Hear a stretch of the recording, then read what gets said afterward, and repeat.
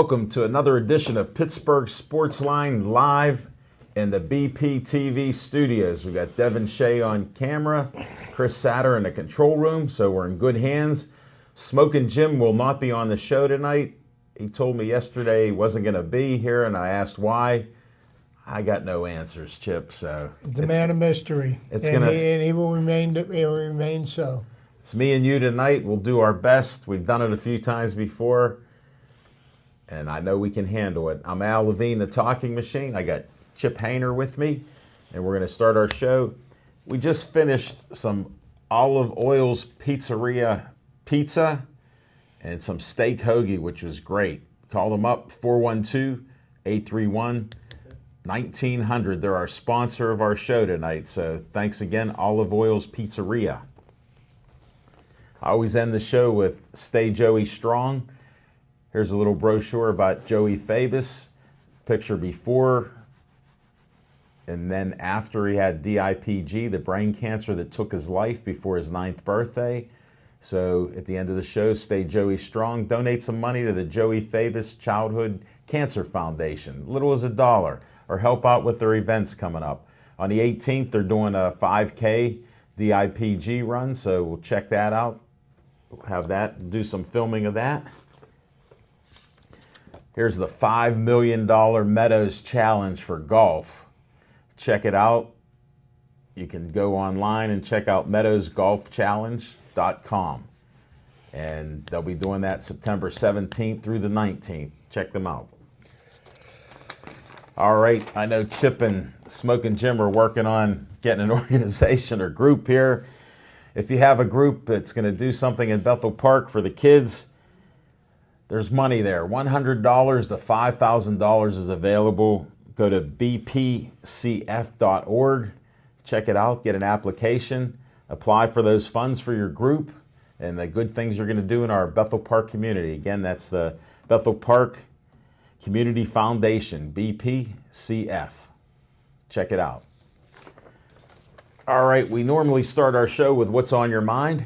We're still going to do that. And since it's just Chip and I, Chip, we'll start right now. What's on your mind? What's on my mind, yeah. Well, interesting sports weekend in Pittsburgh this past weekend. The Pirates seem to be falling off the face of the map. They're going through a 7-game losing streak right now. Couldn't have picked a worse time to run through a 7-game losing streak. Is it the end of the world? No. Does this completely eliminate them from the playoffs? Again, the answer is no. Have some faith in the players. Have some faith in the managers. Have some faith in Ray Searage.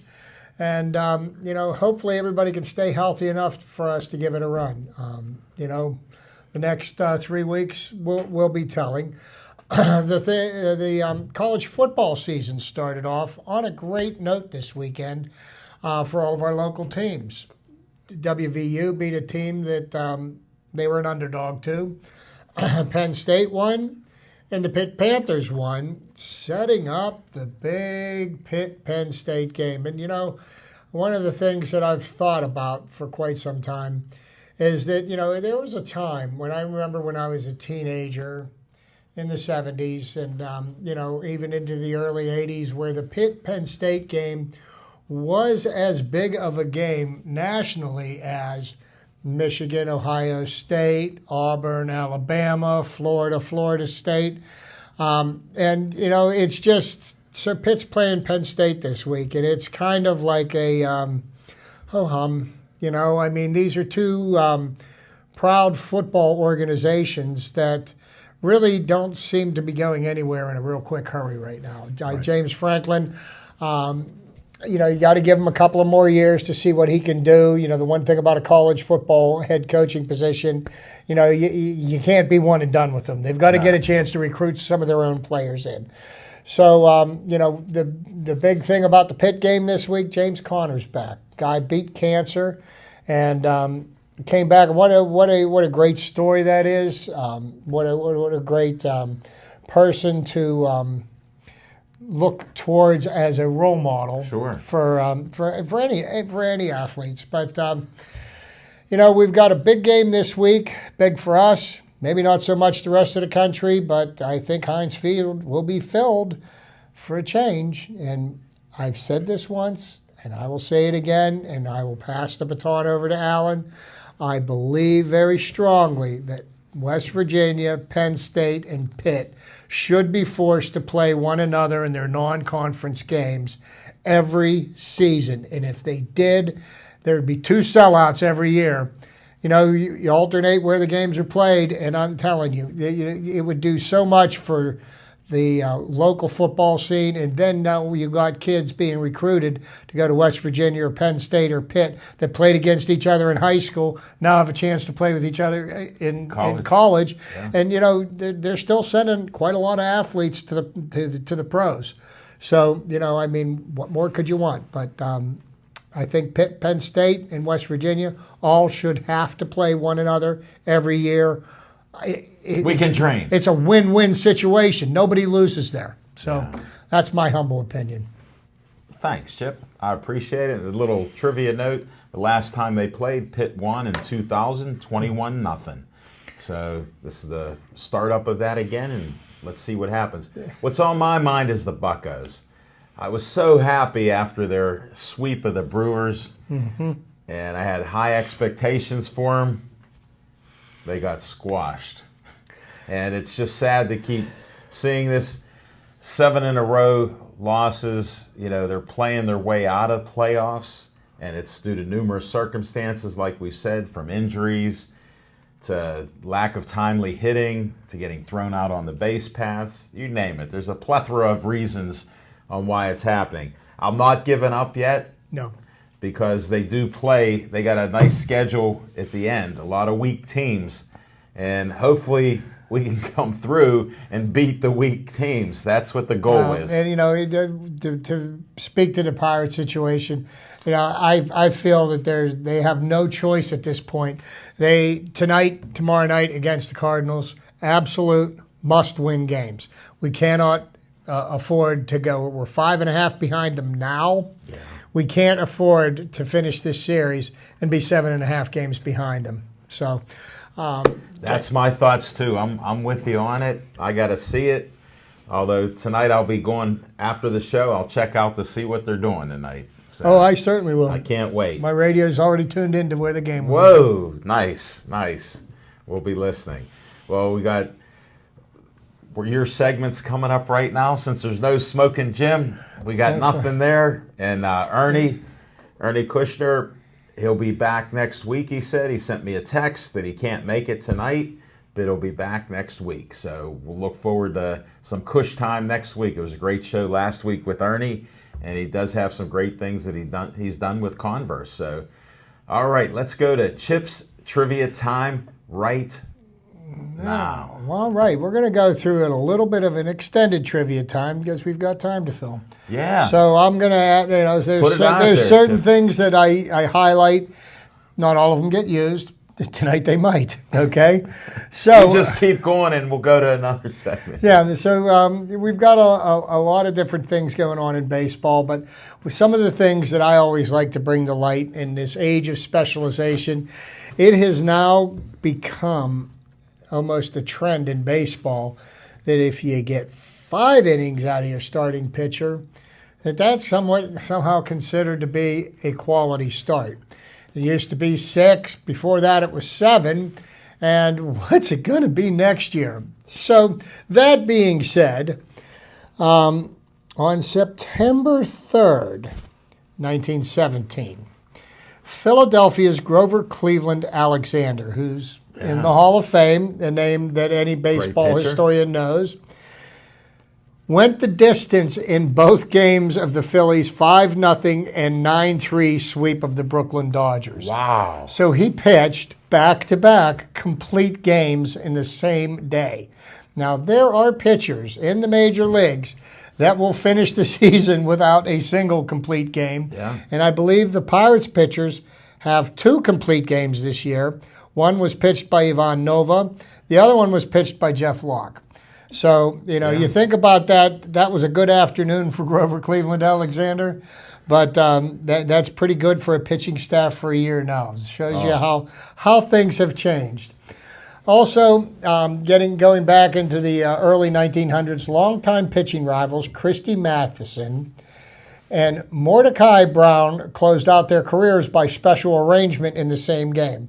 Matheson won the game 10-8. They both pitched the whole game. Now, Mordecai Brown's nickname was Old Three Fingers. Yeah. Okay, he was missing a finger on his hand. Still became an effective pitcher in Major League Baseball. He had the right fingers to throw the ball.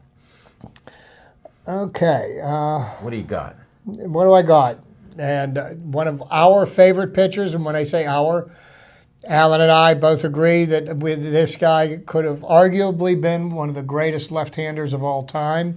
Unfortunately, his career was cut short. 1959, August 31st, Sandy Koufax of the Dodgers struck out 18 Giants for a National League record as the Dodgers beat the San Francisco. 18 Ks out of 27 outs. Doesn't happen very often. And speaking of strikeouts, somebody who's just recently enshrined in the Hall of Fame, Pedro Martinez became the 15th pitcher to strike out 3,000 batters in his career. So, 15 players have struck out 3,000 in the 150 some odd years that Major League Baseball's been around. Pretty amazing statistics. We've always we've talked about the Lou Gehrig's Iron Man streak broken by Cal Ripken, and I did mention that the National League record was set by Steve Garvey back in 1973, I believe.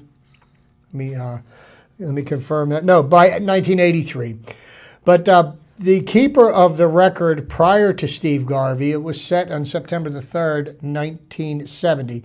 Billy Williams of the Chicago Cubs asked to be kept out of the lineup, ending his National League record of 1,117 consecutive games played. His record was broken by Garvey in 1983. Yeah. Now, you think about that. That's close to 10 years of playing without missing a game. And, nowadays, guys get days off after they played 3 games because we don't want to burn them out. So they need a rest. Now, getting to sticking with the pitchers. I think I'm going to stick with the pitchers. All right. Tom Seaver, on September the 1st, 1975, struck out Manny Sanguin in the 7th inning to become the first pitcher to strike out at least 200 batters in 8 consecutive seasons. Seaver recorded 10 strikeouts in the Mets' 3-0 triumph over the Pirates. Fairly interesting statistic. And as a matter of fact, speaking of Manny Sanguin, at the Pirate game on Saturday night, they brought in the remaining members of the 1971 World Championship team, which as a 11-year-old boy, I was all about the Pittsburgh Pirates and Clemente and all that. And something that I wasn't aware of was that, Manny Sanguin played on both teams. He played on the 71 World Series team and he played on the 79 World Series team, which I knew that he was a role player, but he hit in the winning run. I didn't remember the series winning run for the Pirates. Willie Stargell's heroics won the day with his home runs, but Manny Sanguin had a pinch hit RBI to win that. But I want to tell you something. And sitting there and watching the players of my youth now as senior citizens coming onto the field, it really was kind of a moving evening. Sure. The 71 World Championship team. 45 years ago. 45 years ago, so I didn't realize that they were bringing in the whole team, but it was ironic. I was sitting up in our seats, and my wife was talking to some of her friends, and I started naming people because I was looking at their jerseys, and they're looking at me like I'm crazy. I'm like, that's the 71 World Series team. Yeah, they had Roberto's wife and 2 sons, Roberto Jr. Yeah.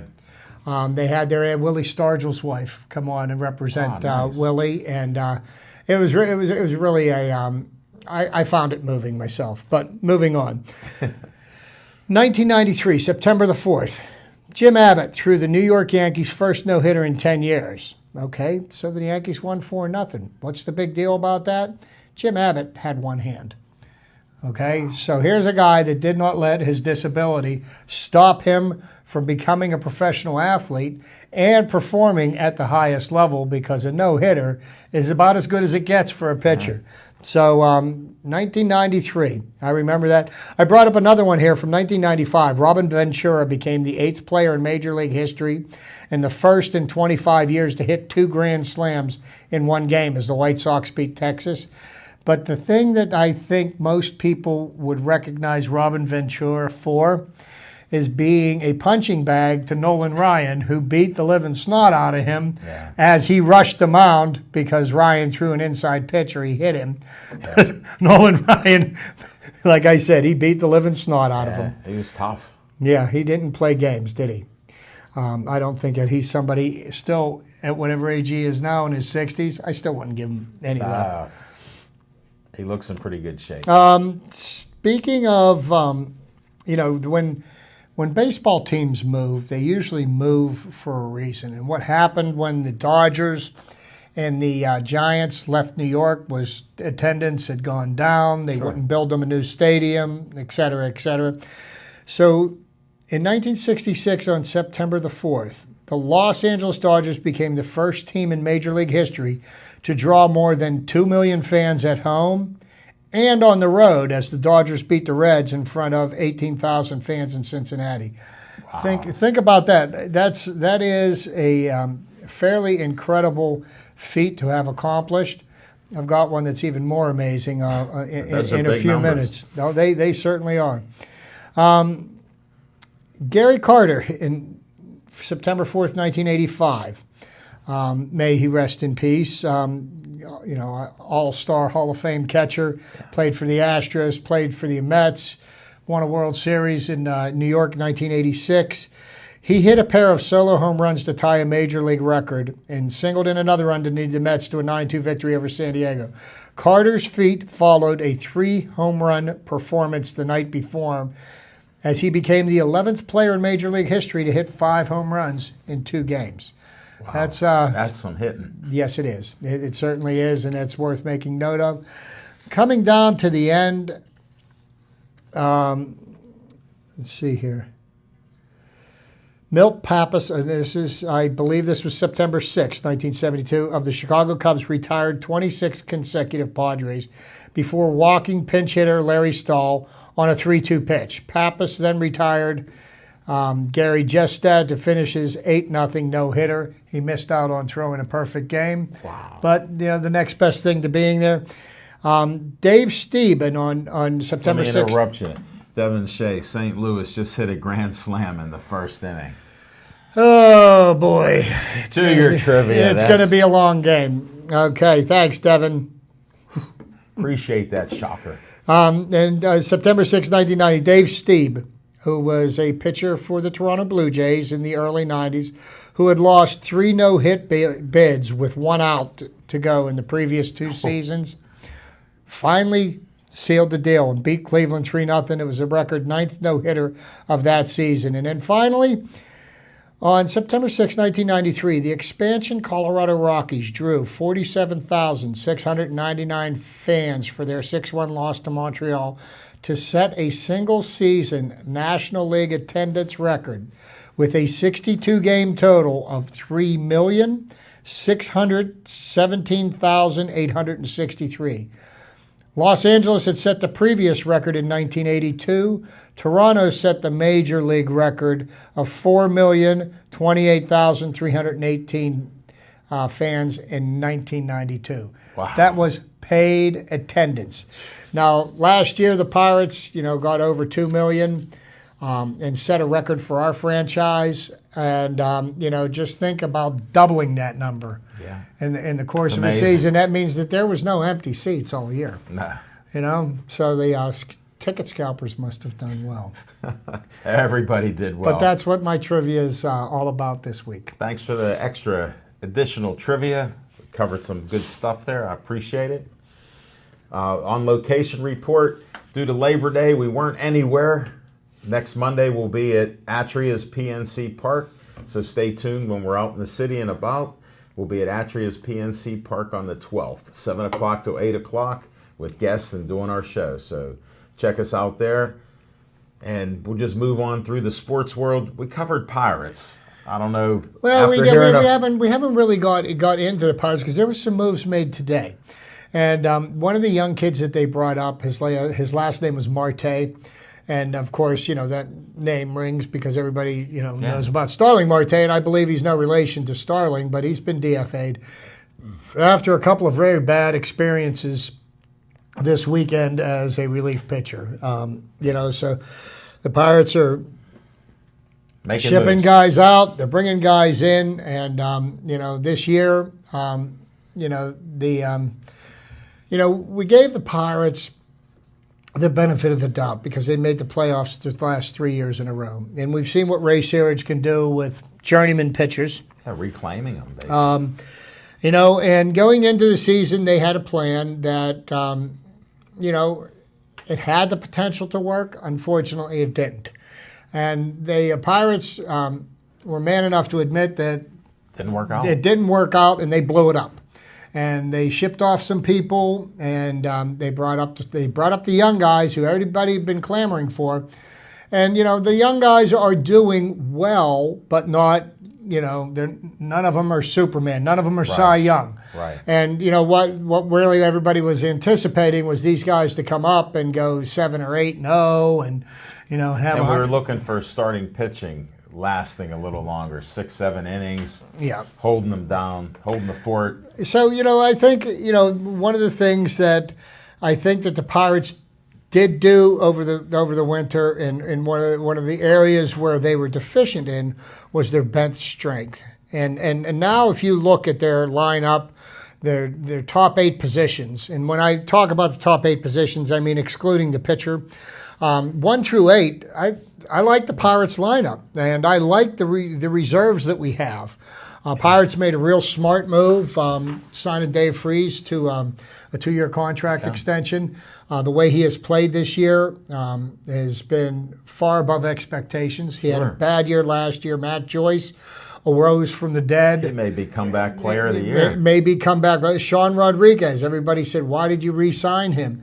And now we can see why. He has power. He's got power, but he's a demon defensively. He can play any of the positions in the field. Shortstop, third base, second base, right field, left field. The only thing he makes some outstanding plays while he's doing it, which is even more impressive. Not only is he adequate in the field, but he exceeds that in numerous cases. So next year we're going to have a bunch of young guys, and we're going to have tape to see. What I do believe that what the Pirates are going to need to do this off season is they're going to have to go fishing for some starting pitching. I think, to be honest with you, with the way he's performing and because of what happened with Jay Happ last year and the way he has performed this year, I think signing Nova might be well within the Pirates' reach. I mean, this is somebody that you're not going to have to pay $15 million to pitch for you. Get him for 2 years. I mean, how could that hurt? I think locking up pitchers long term is proving to be something that's not the greatest thing. The reason why people say, the Pirates should have re-signed Happ. Well, I was listening to the former GM of the Seattle Mariners, who's now does Pirates pregame show, and they said, Jay Happ, at no point ever in his career up till this year had he ever had any more than a good half a season.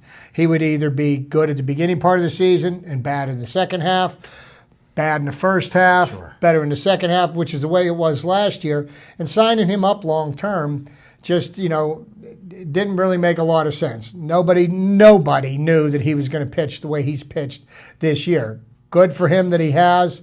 And he's helped Toronto, but hindsight, let's remember, it's 2020. But I think we're going to need to go after some starting pitching. I think, some of the young guys that we have, I don't know if all of them are going to pan out.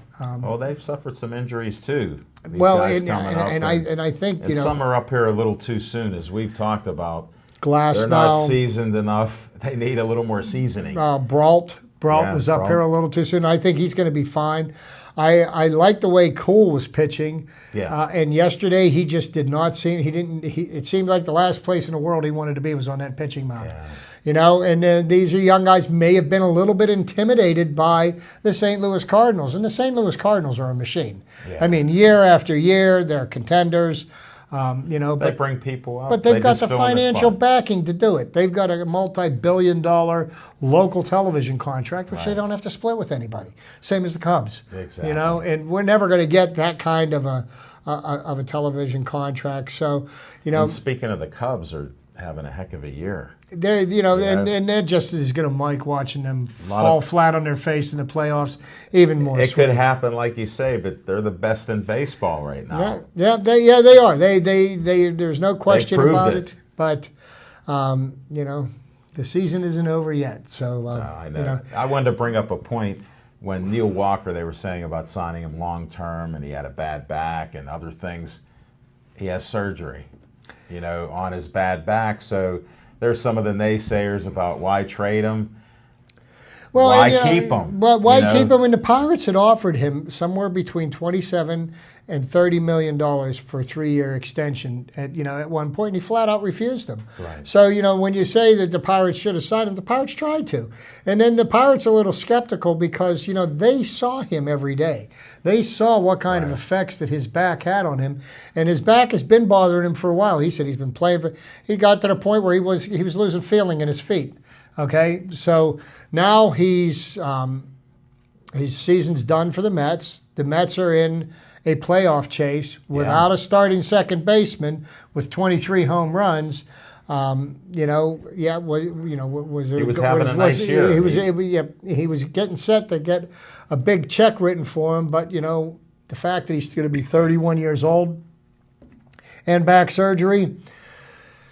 There's a question mark. There's the big payday that Neil was looking to get. I don't think it's going to be there for him, but somebody's going to pay him. I mean, somebody will sign him.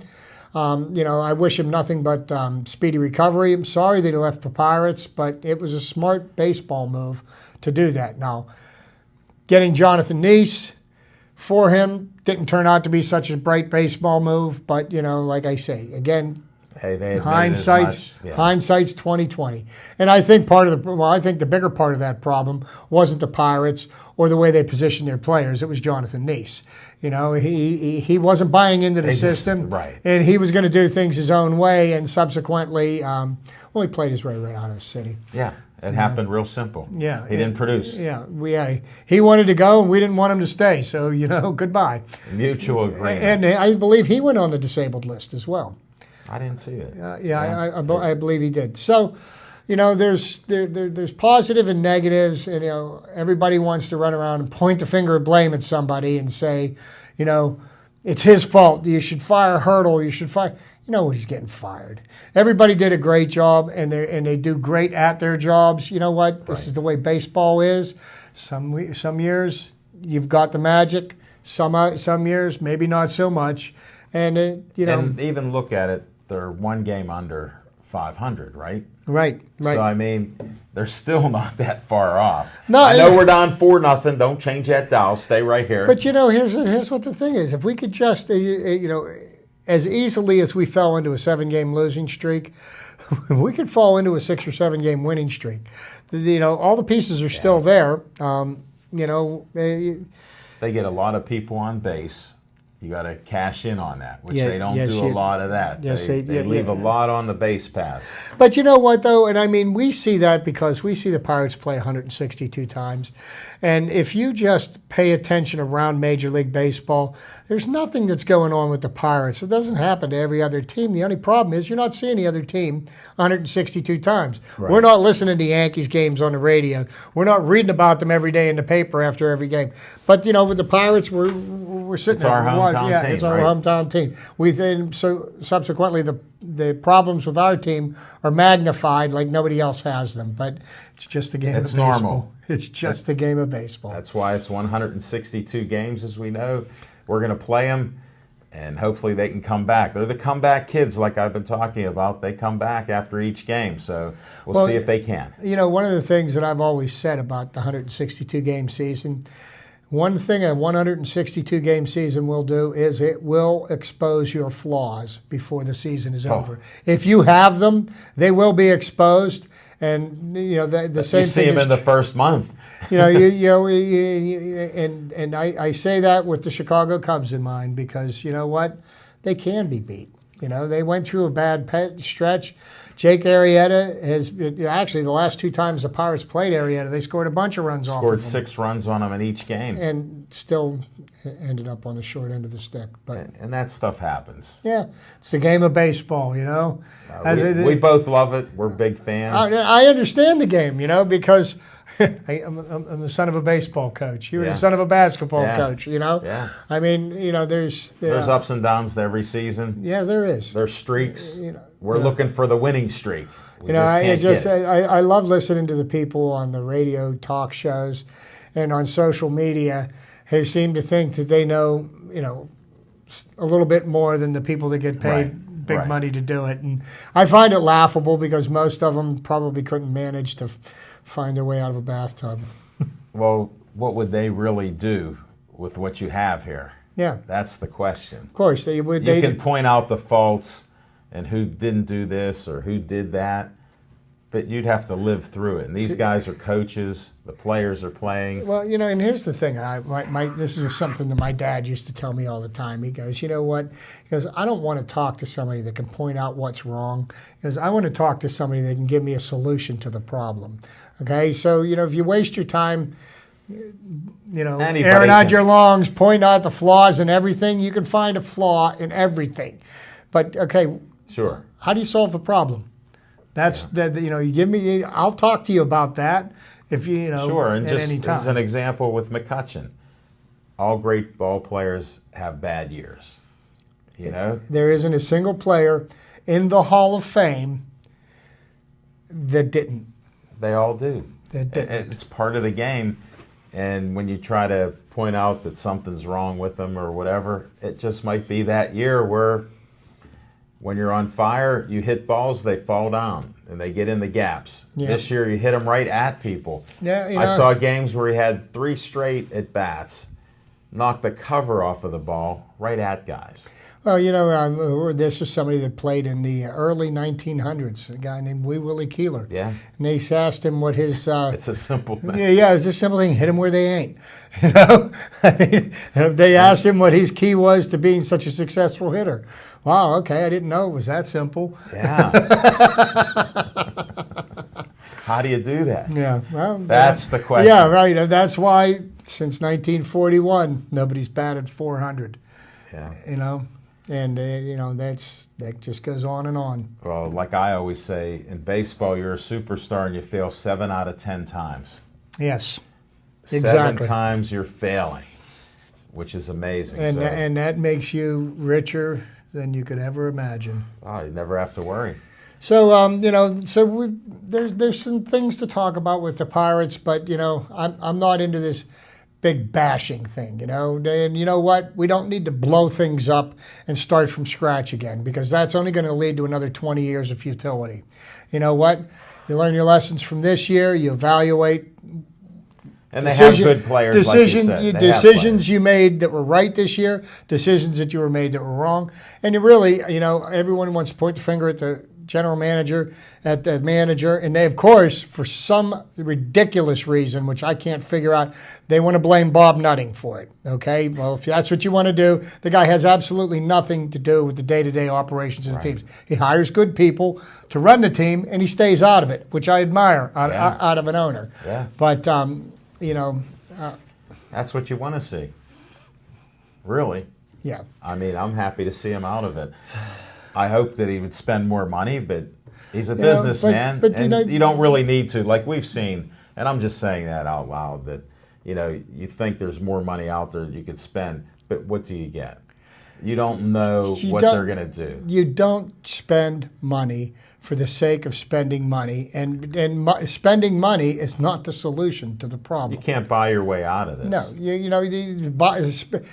No, because anybody that tells me that spending money is the solution to the problem, I want you to come to me with an exact dollar figure that you can show me that if the Pirates spend this exact dollar amount, we're guaranteeing a World Series championship. And well, like you said, that just isn't going to happen. Like you said, who are you going to get? What players are you paying to get this, and how are you getting them from certain teams? You're not going to get them. More of the problems this year aren't a result of Clint Hurdle or Neil Huntington. They're a result of players not performing to the level that they have performed to in the past.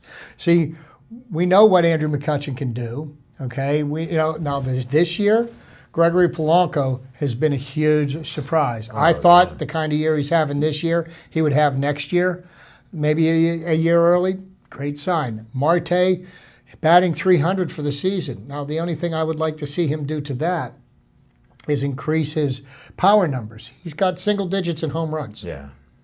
We need Marte to hit us 20 home runs. I don't think he's going to be a 40 home run guy, no. But in the 20s, I think that's that'd be nice. Yeah, absolutely. Because you got Polanco with 23, you got Kutch with 20, right. And if you get 20 out of it, then that's what more do you want out of your outfield? And they're great defensive players too. Mm-hmm. They're great out in the field. It's one of the best outfields, if not the best, out there in the baseball. So we're lucky like that. Why change it? So we've got 3 weeks, and I'm going to be on top of every game. And yes, I'll be listening to tonight's game. The game will be on the TV when I get home. Even if we're losing 14-0, I still follow my team. That's what I've always done. You're a loyal fan. I'm a loyal Bucko fan. So, if too. you notice tonight, I got the Steelers shirt, right? It's that time for Steeler talk. It's that time. NFL football kicks off on Thursday night. Exactly. And this year, once again, and I seem to be the only person that's doing it, I refuse to watch Thursday night football games. I only think that the only Thursday football games that should be played should be one in Detroit, one in Dallas, Thanksgiving Day, and that's it.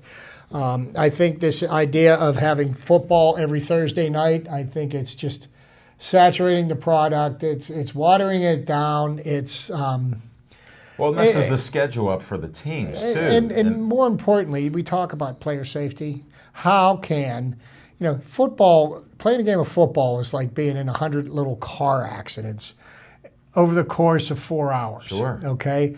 So how does somebody's body recover in 2 days?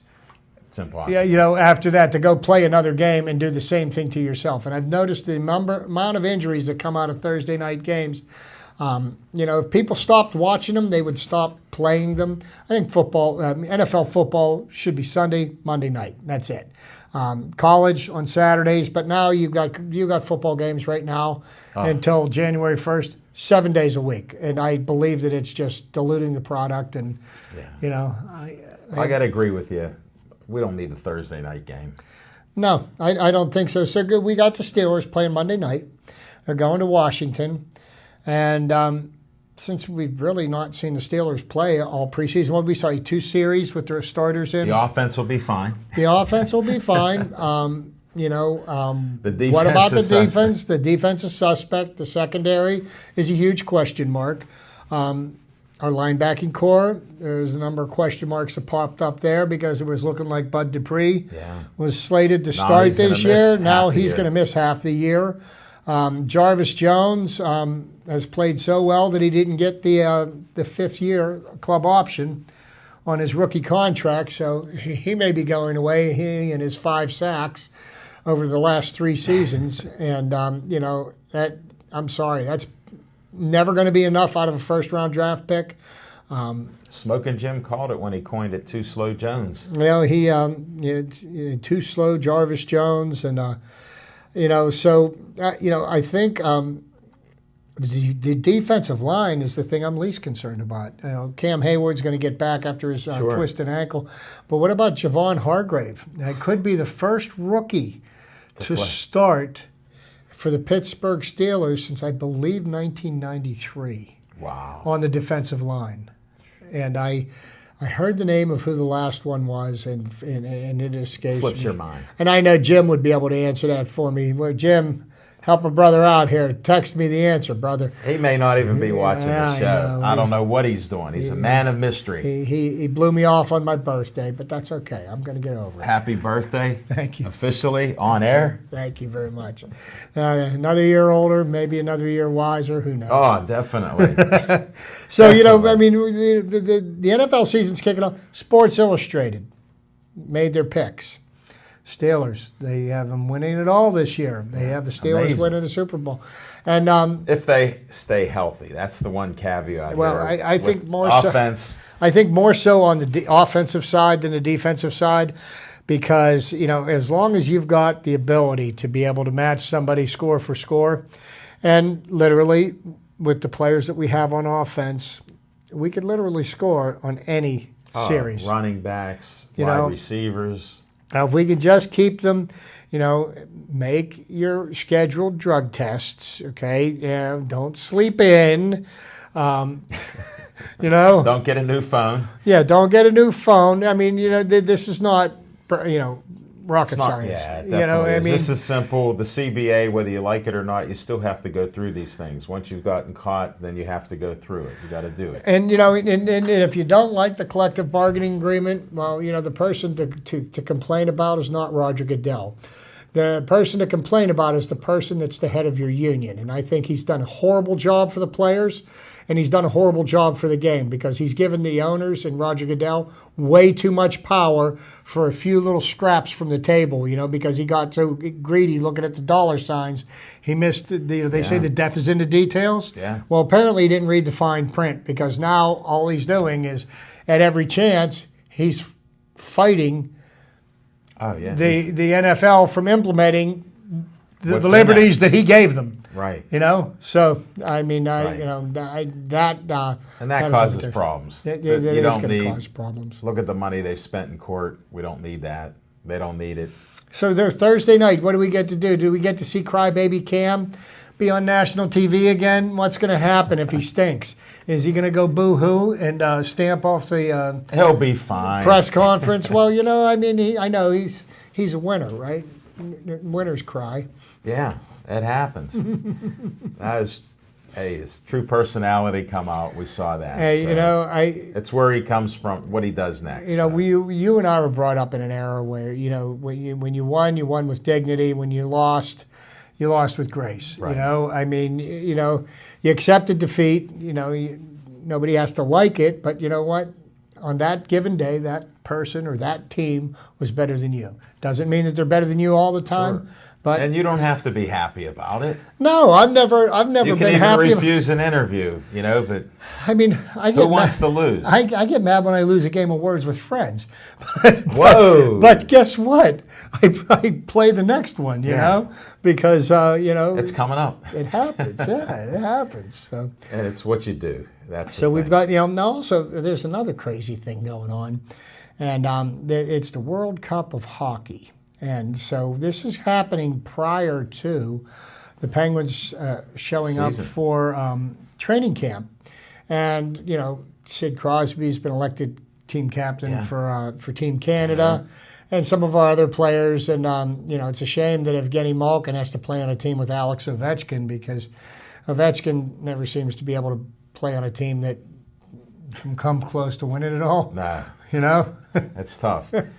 Maybe Malkin can turn that around. Right. Well, maybe it's he's got the skills. It's the people, but here you go. You got the Penguins coming into the season as the defending Stanley Cup champions. I like the fact that they've got two number one goaltenders, and that they decided that that's what they're going to run with. I'm glad they didn't trade away Marc-Andre Fleury or Matt Murray. Right. I think, to be honest with you, for them to be in contention for the Cup again this year, it's going to take the efforts of both of them.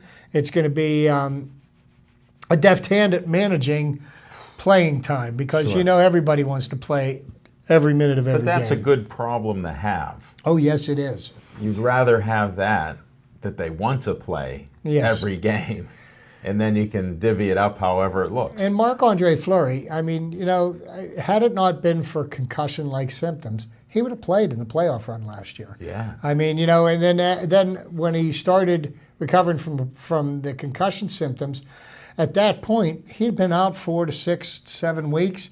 You couldn't put him in a 7-game series in the Stanley Cup playoffs. And Murray played super. And Murray played well enough for the Penguins to win. And that's really all you have to do. And, so we've got everybody locked up. I mean, I think the Penguins are in a better place going into this year Now let's going to see what Mike Sullivan does because, even though the Penguins have won 4 Stanley Cups in their history, no Penguins coach has ever won more than 1 Stanley Cup. And that's kind of interesting because, Mario got one of the greatest coaches in hockey history fired, Scotty Bowman, who I believe has his name etched on 6 or 7 Stanley Cups. Yeah, something like that. Yeah, between the Red Wings and the Montreal Canadiens and the Penguins. So, it'll be interesting to see what happens. I'd like to see Sullivan become the first to win 2. It's possible. Wouldn't it be nice? It's possible. Sure I got to study and make my prediction. What's your prediction with the Steelers this year? I know we haven't seen much. Yeah, how do you make a prediction on when you've seen? I mean, I haven't seen the Steelers' defense yet. Now, their offense is going to be good.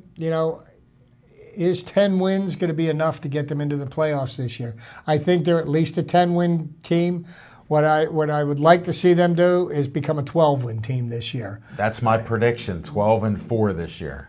Well, I'll go 11-5. I'll go one less than you, and I think that will get us to where we need to be. We've got the Bengals who are going to fight us tooth and nail for the division. Baltimore is always going to be there, but they're not the same team. Terrell Suggs at one time was a force as a linebacker. But missing a couple of seasons because of injuries, the ravages of time coming to him. Is he going to be the same player come this year? Is he going to make it through the season? Because you find out as these guys get older, injuries become more frequent and they last longer. Yeah. So we will see. We'll see what's going to happen. Of course, I believe, and I heard somebody say this, that the Browns are playing to lose this year. Which wouldn't surprise me. I mean, they've been trying to win for 20 years and it hasn't worked. But because they want to go into the draft, a very high position in the draft, in the hopes that maybe the team 2 to 3 years down the road might be better. I don't think that that's going to keep somebody employed there for very long. No, Hugh Jackson is an excellent football coach. But, I don't think he can take a chance. I know Jim, he loves Terrell Pryor, but Terrell Pryor has, up to this point, has failed at every level that he's tried at professionally. And, you need a quarterback to throw you the ball. And before I anoint him as the next great thing, let's make him prove it first. That would make sense. Because, hey, what he did in high school didn't matter. Yeah. What he did at Ohio State got him kicked out of school. Right. He got run out of Oakland. Yeah. And where else did he get run out of? Yeah. I lost count. There's been so many. It doesn't even matter. I know that's one of Jim's favorites, but, we'll see what happens. But, on the other side, on the National Football Conference, you've got teams that are in big trouble. 2 teams that had playoff aspirations. Are they even going to be 500 this year? The Minnesota Vikings and the Dallas Cowboys both lost their quarterbacks in meaningless preseason games. Now, practice for the one. Bridgewater was practice. Yeah, and Tony Romo is, the Cowboys have a better chance of not winning with him as quarterback than they do with him as quarterback.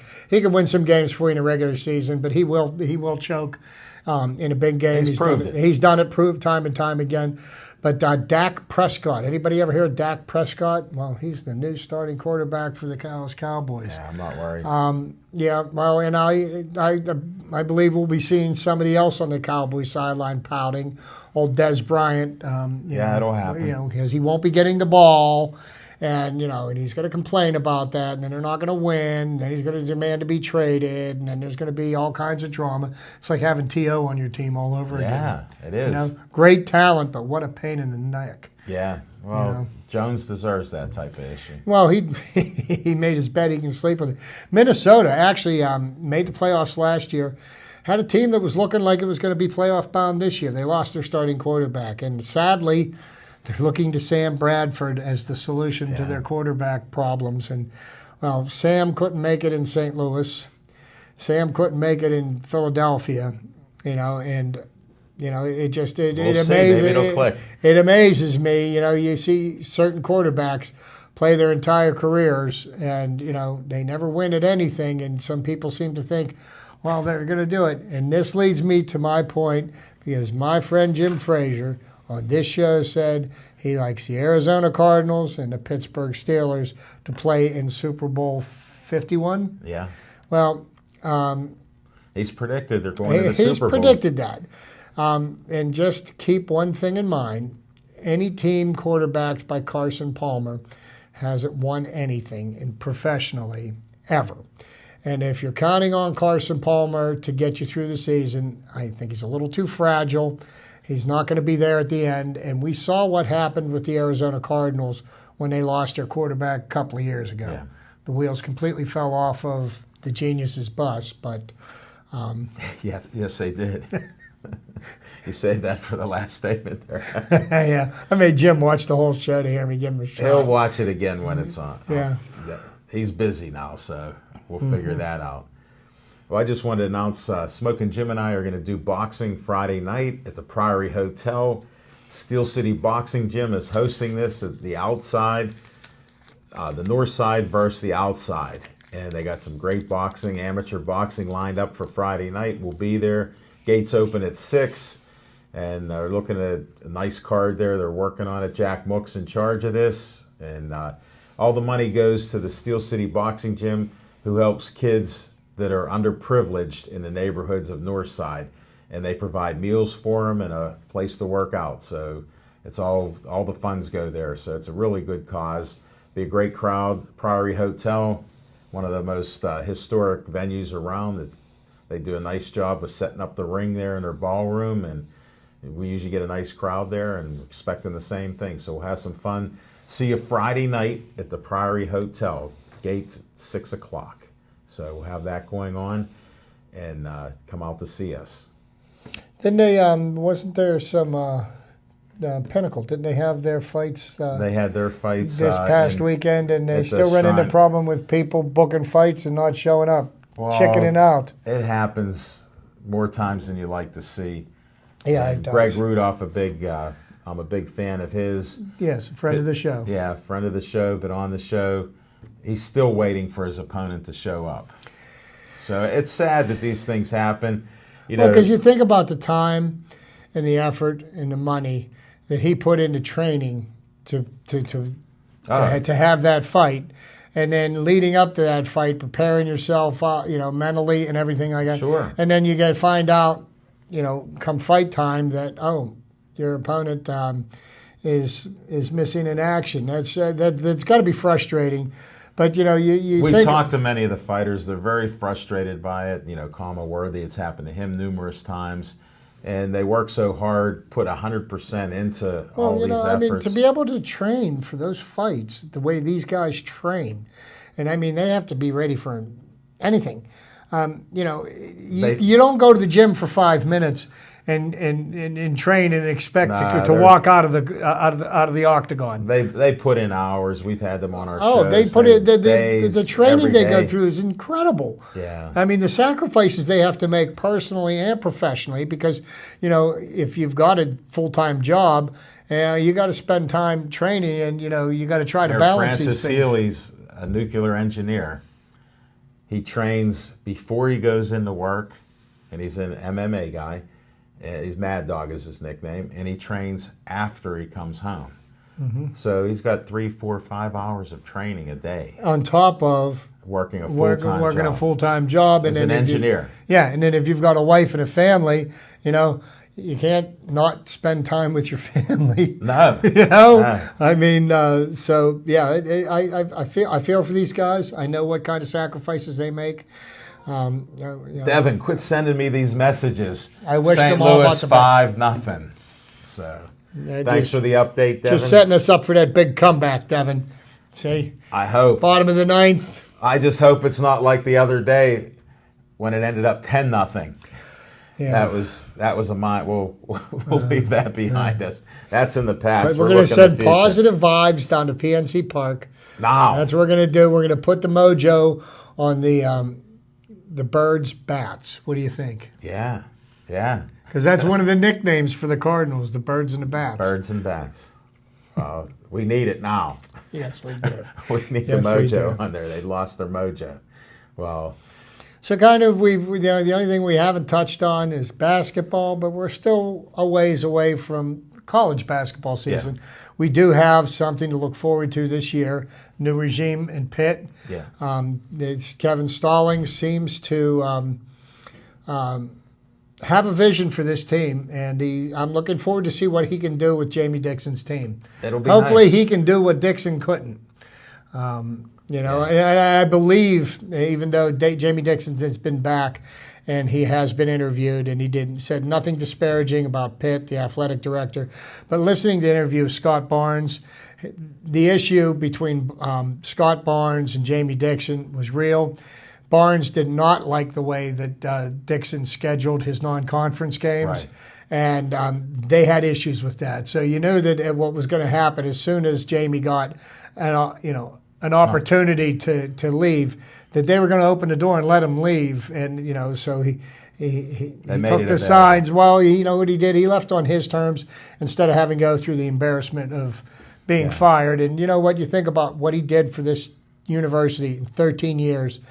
What he accomplished here at the University of Pittsburgh was incredible. It's unfortunate we didn't make win a national championship, do better in the tournaments, but still, year in and year out, they had a team that contended. They had a team that played their hearts out. They left it on the court. They sure did. They showed it. They showed it each did. year, over 20 wins a season. Oh yeah, I mean, he's another person that he's gone. I wish him well. But my heart isn't broken that he's gone either. Nah, well, that stuff happens there. Mm-hmm. Well, we got a couple minutes left. I want to thank everybody for watching us. We appreciate all our fans out there, and thanks for watching us each night. We're on Tuesday through Saturday night, 7 o'clock to 8. I was at Giant Eagle, the Market District, and a couple ladies, James is the guy at the coffee and tea area. Sometimes I get a green tea there when I'm there. And he said to these ladies, do you know this guy's on TV? And they're like, no. I go, James, I don't care about that. He goes, well, he does this show, Pittsburgh Sportsline, on Verizon 32 everywhere, including Bethel Park, and Comcast 7 only.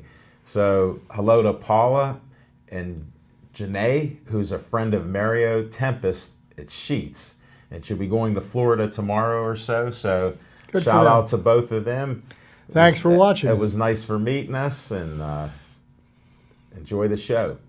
So we've got 1 minute to go, Chip. 1 minute to go. I will be back down at PNC Park Saturday night, cheering on my Buccos against the Cincinnati Reds. After Cardinals tonight and tomorrow, we got a 4-game stint against the Cincinnati Reds, and then there will be one more homestand before the end of the season. So, get your fill of baseball now.